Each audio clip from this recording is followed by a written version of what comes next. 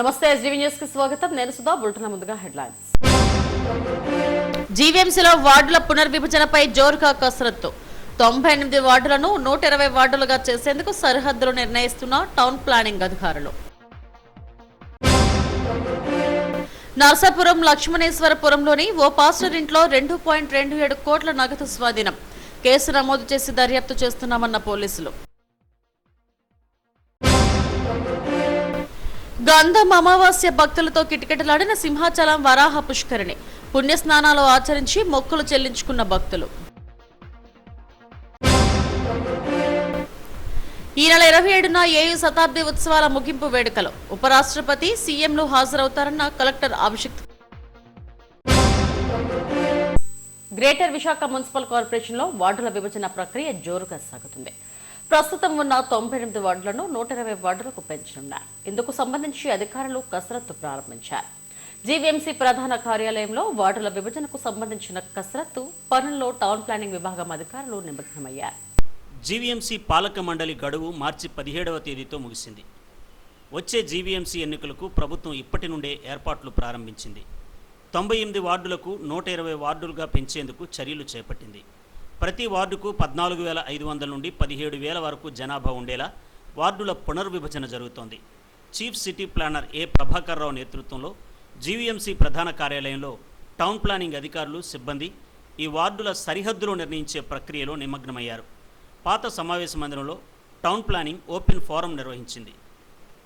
ఈ కార్యక్రమానికి సిపిఎం నేత డాక్టర్ గంగారావు, జనసేన నాయకుడు పీతల మూర్తి యాదవ్లు హాజరై సిసిపి ప్రభాకర్ రావుకు వినతిపత్రం సమర్పించారు. వార్డుల పునర్విభజన ప్రక్రియను శాస్త్రీయ పద్ధతిలో నిర్వహించాలని కోరారు. ఓట్ల ఆధారంగా కాకుండా జనాభా ఆధారంగానే పునర్విభజన జరగాలని సూచించారు. కూటమి పార్టీల నేతలు అక్రమ చర్యలకు పాల్పడడం చట్టవిరుద్ధమని అన్నారు. తక్షణమే అఖిలపక్ష రాజకీయ పార్టీల సమావేశం ఏర్పాటు చేసి వార్డు విభజన ప్రక్రియ పద్ధతులను వివరించాలని కోరారు.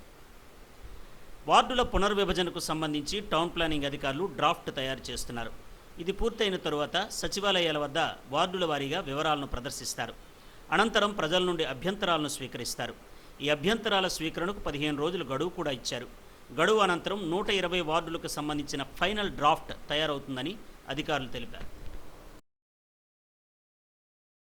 పశ్చిమ గోదావరి జిల్లా నర్సాపురంలో ఓ పాస్టర్ ఇంట్లో భారీగా నగదు పట్టుబడింది. పోలీసులు నిర్వహించిన ఆకస్మిక తనిఖీల్లో పాస్టర్ ఇంట్లో సూట్ కేసు నిండా ఉన్న నగదును స్వాధీనం చేసుకున్నారు. నర్సాపురం మండలం లక్ష్మణేశ్వరపురంలో జరిగిన ఈ ఘటనకు సంబంధించిన వివరాలను పోలీసులు వెల్లడించారు.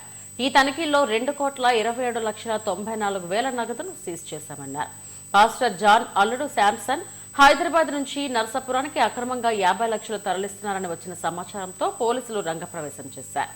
శాంసన్ ఇంటికి చేరుకోగానే ఆకస్మికంగా తనిఖీలు నిర్వహించి నగదును స్వాధీనం చేసుకున్నామన్నారు.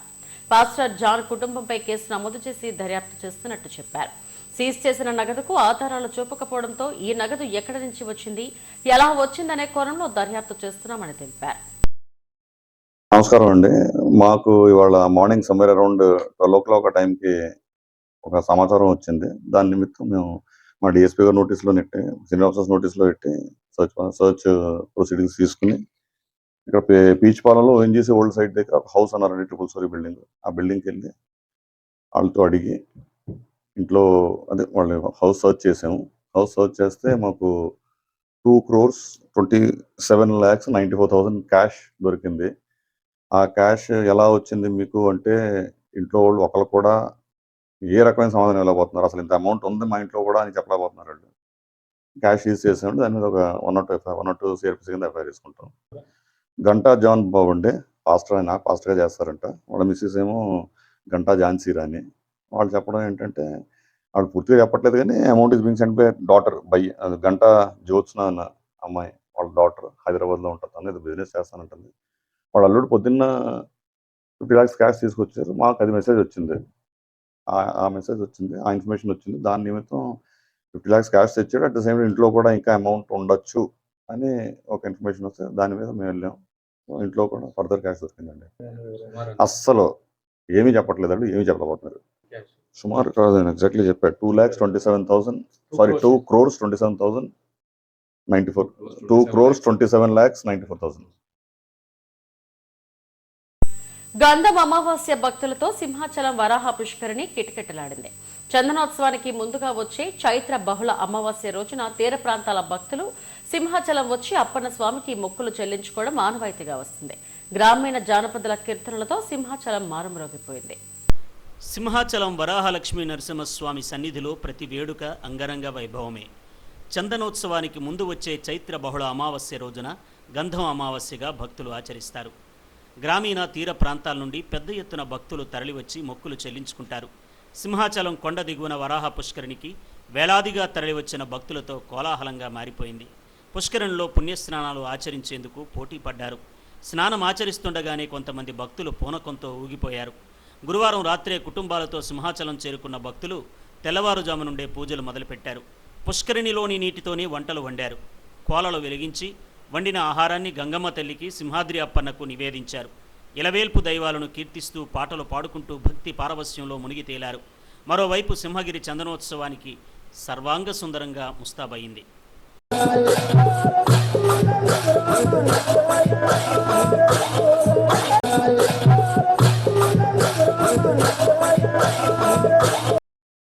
సింహాచలం వరాహలక్ష్మీ నరసింహస్వామి వారి చందనోత్సవానికి అన్ని ఏర్పాట్లు చేశామని దేవస్థానం ఈవో వెంకట్రావు తెలిపారు. గంధం అమావాస్య సందర్భంగా భక్తులు అధిక సంఖ్యలో హాజరై పుణ్యస్నానాలు ఆచరించారని చెప్పారు. బ్యాంకుల్లో టిక్కెట్ల విక్రయాన్ని పూర్తిగా నిలిపివేశామని, భక్తులు ఈ విషయాన్ని గమనించాలని కోరారు. దళారులు నమ్మి మోసపోవద్దని సూచించారు. నమో నరసింహాయ. ఈ నెల 20వ తారీఖున సింహగిరిపై తలపెట్టినటువంటి చందనోత్సవం సందర్భంగా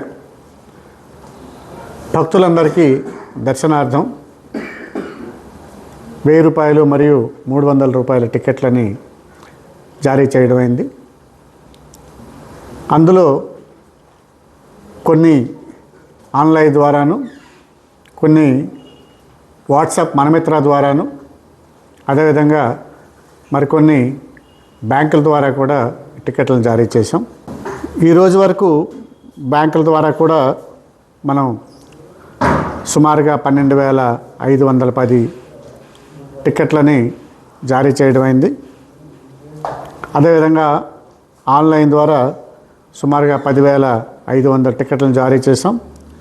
రేపు 17వ తారీఖున ప్రభుత్వం యొక్క ఆదేశాల ప్రకారం ఆన్లైన్ సౌకర్యం అనేది చాలా ఎఫెక్టివ్గా పనిచేస్తున్నందున 1000 రూపాయలు టికెట్లని సుమారు 2,215 టికెట్లు 1000 రూపాయల టికెట్లు, అదేవిధంగా 300 రూపాయల టికెట్లు 3,370 టికెట్లని ఆన్లైన్ ద్వారాను, అదేవిధంగా వాట్సాప్ మనమిత్ర ద్వారా 1000 రూపాయల టికెట్లు 460, అదేవిధంగా 300 రూపాయల టికెట్లు 750ని రేపు రిలీజ్ చేయాలని నిర్ణయించడం జరిగింది.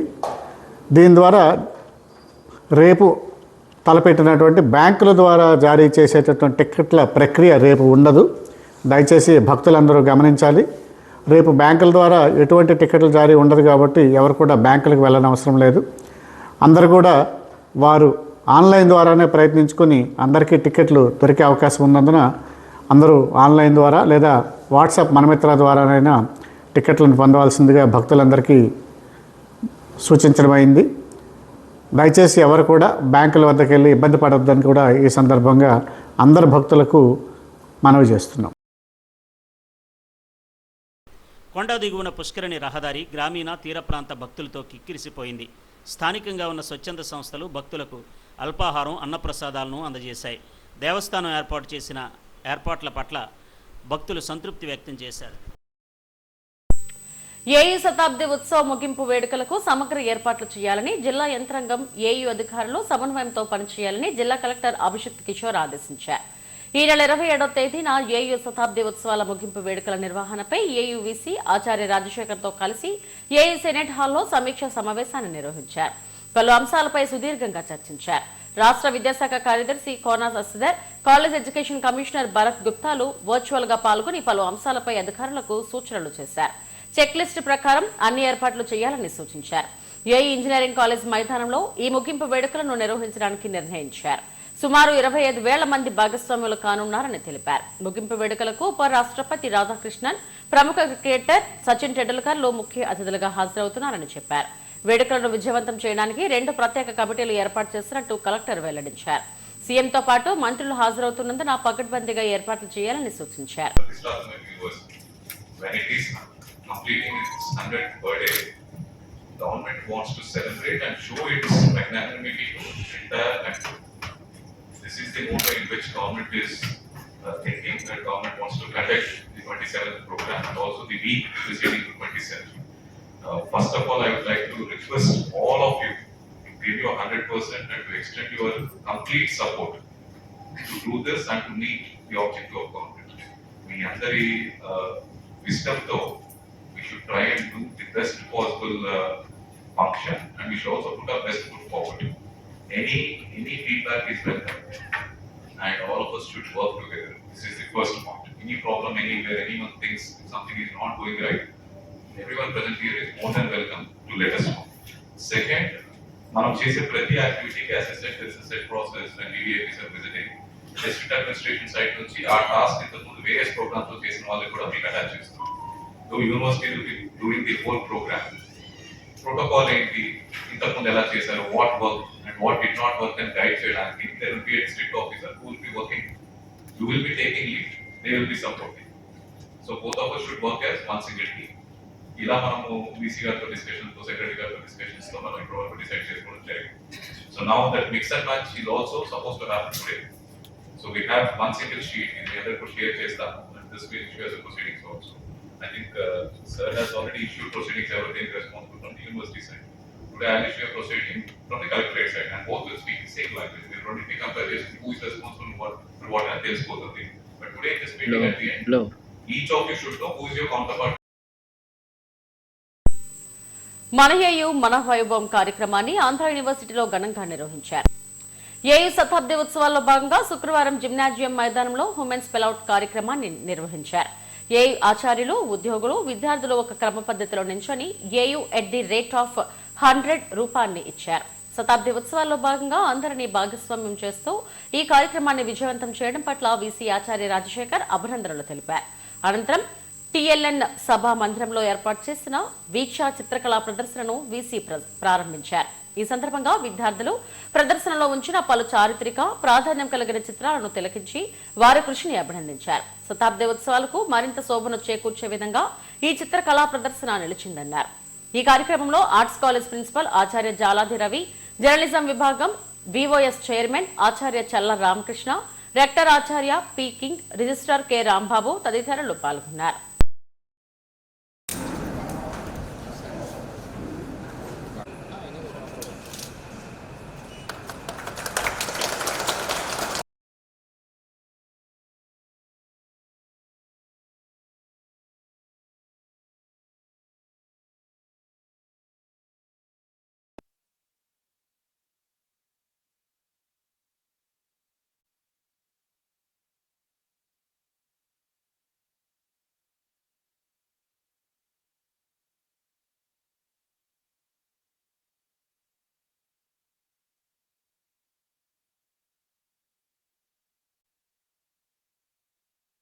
విశాఖ రైల్వే స్టేషన్ లో ర్యాపిడో పికప్ సౌకర్యాన్ని వాల్తేరు డివిజన్ ప్రారంభించింది. ఈ పికప్ పాయింట్ ను డిఆర్ఎం లలిత్ బొహారా ప్రారంభించారు. విశాఖ రైల్వే స్టేషన్ కు చేరుకునే ప్రయాణికులు ఎదుర్కొంటున్న సమస్యలను దృష్టిలో ఉంచుకుని స్టేషన్ పరిసరాల్లో ప్రత్యేక ర్యాపిడో బుకింగ్ సౌకర్యాన్ని ఏర్పాటు చేశారు. దీని ద్వారా ప్రయాణికులు తమ గమ్యస్థానాలకు సౌకర్యవంతంగా ఇబ్బందులు లేకుండా ప్రయాణం కొనసాగించే వీలుంటుంది. ఇటీవల కాలంలో ప్రయాణికులు స్టేషన్ నుండి తమ ఇళ్లకు, కార్యాలయాలకు వెళ్లేందుకు రైడ్ బుకింగ్ సమయంలో ఆలస్యం అవుతుందని డిఆర్ఎం బొహారా తెలిపారు. ప్రధానంగా ర్యాపిడో సహా వివిధ ప్లాట్ఫామ్లలో చూపిస్తున్న అంచనా సమయం సరిగ్గా ఉండకపోవడంతో ఇబ్బందులు తలెత్తుతున్నాయన్నారు. దీన్ని దృష్టిలో ఉంచుకొని పికప్ పాయింట్ రైల్వే స్టేషన్ ప్రాంగణంలో ఏర్పాటు చేశామని తెలిపారు. ఈ కార్యక్రమంలో senior divisional commercial manager Pavan Kumar, DCM Pooja Singh, station director Ubale తదితరులు పాల్గొన్నారు.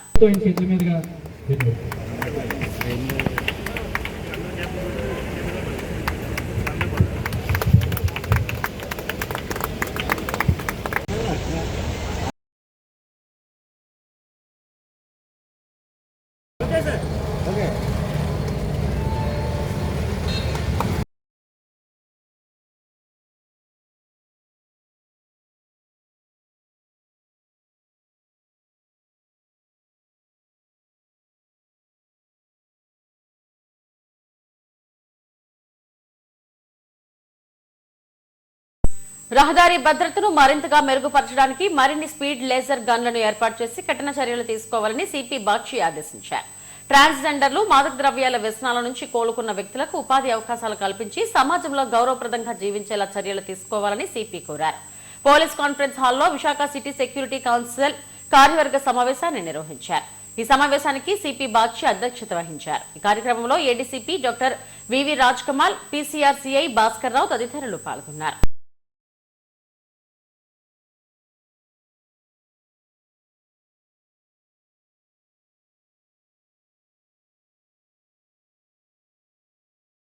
హెడ్లైన్స్ మరోసారి. జీవీఎంసీలో వార్డుల పునర్విభజనపై జోరుగా కసరత్తు. 98 వార్డులను 120 వార్డులుగా చేసేందుకు సరిహద్దులు నిర్ణయిస్తున్న టౌన్ ప్లానింగ్ అధికారులు.